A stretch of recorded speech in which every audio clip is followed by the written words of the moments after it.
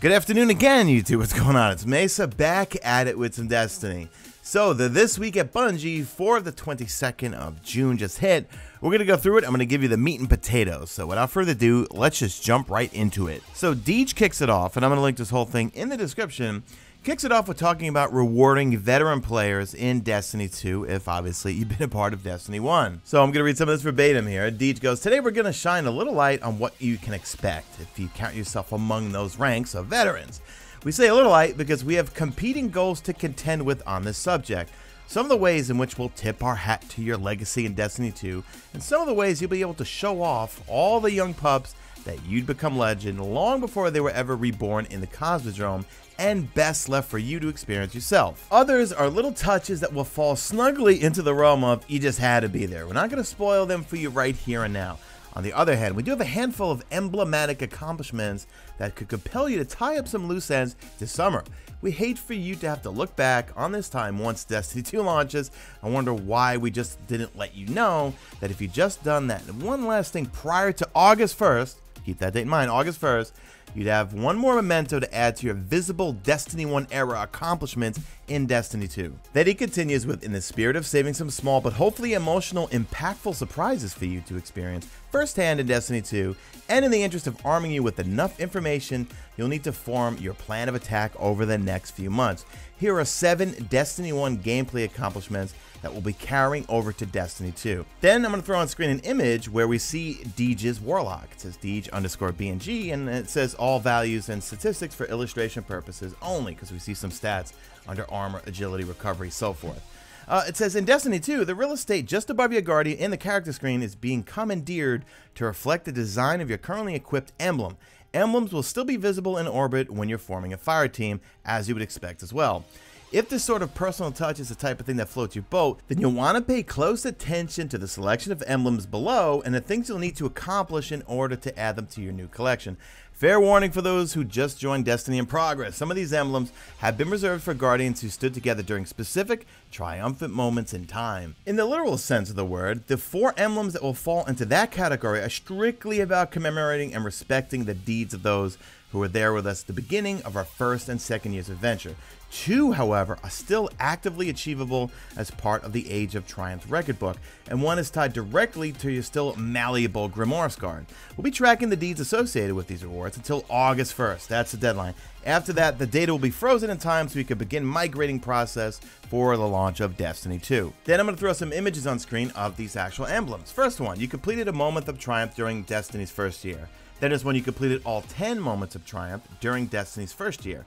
Then there's you own the Taken King and completed a moment of triumph during Destiny's second year. Then there's one for you own the Taken King and completed all 8 moments of triumph during Destiny's second year. Then there's you own Rise of Iron and reach rank 2 in the Age of Triumph record book.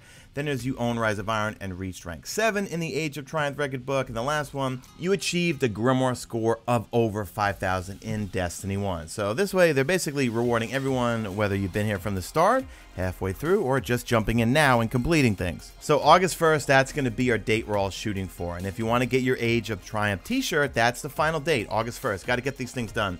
So they give a little bit of a schedule, like every weekend we have Trials of Osiris. You can get that done there. July 4th, that's the next Iron Banner. July 4th is going to be King's Fall. July 11th is going to be Wrath of the Machine. July 18th is going to be Crota's End. And also July 18th, Daybreak is going to be the next Nightfall Strike. July 25th, Vault of Glass. And August 1st, your Age of Triumph shirt offer is going to expire. Next, we're going to talk about live game transitions. Destiny 2 is rapidly approaching like a sneak attack that's just about to crest the horizon. This means that our 2 competitive end-game experiences will be going to be in hibernation before re-emerging to spread their beautiful wings in unexpected ways in Destiny 2.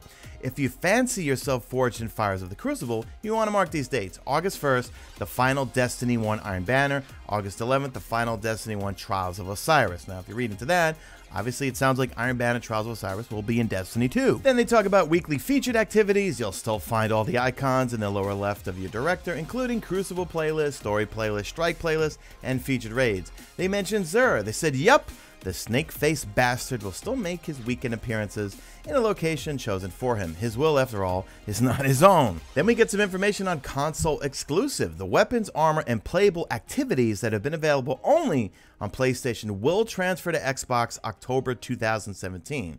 Exclusive content from The Taken King will migrate to all 4 launch systems, including legacy consoles, including PlayStation 4, PlayStation 3, Xbox One, and Xbox 360. Exclusive content from Rise of Iron will only migrate to PS4 and Xbox One. We'll follow up with an exact date before it arrives. Then we briefly get some information about some preparing for the Destiny 2 beta. Remember, it's going to be July 18th if you're on PlayStation 4.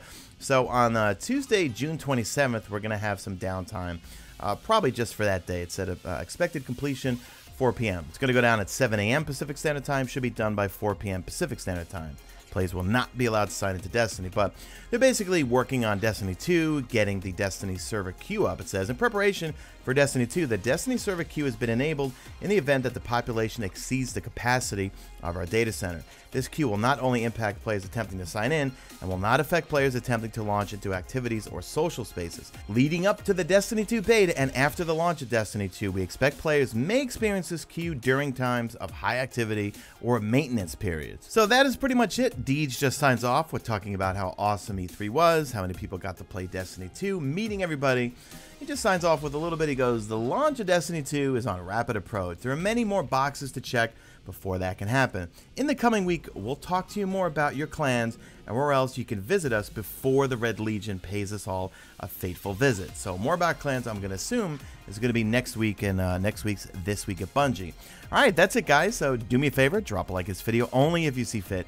Follow me on the Twitter at Mesa Sean. Check out my stream, usually and always on YouTube. And that's it. I am out of here like Vladimir.